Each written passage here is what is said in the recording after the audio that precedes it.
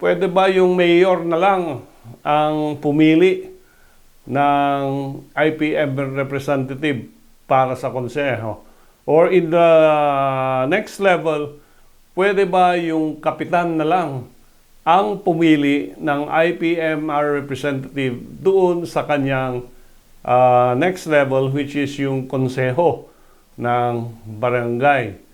Malinaw po ang batas na pinagbabawal ang isang kapitan o isang mayor o sino mang opisyal ng pamahalaan na magtalaga o pumili ng Indigenous Peoples Mandatory Representative.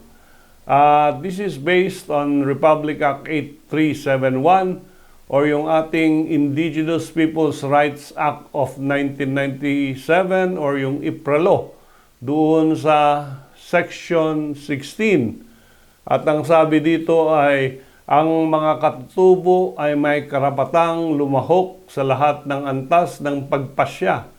Subalit ang pagpili kung sino ang kinakatawan sa kanila ay eksklusibong karapatan ng IP or ng ICC, yung Indigenous Cultural Communities or yung Indigenous People.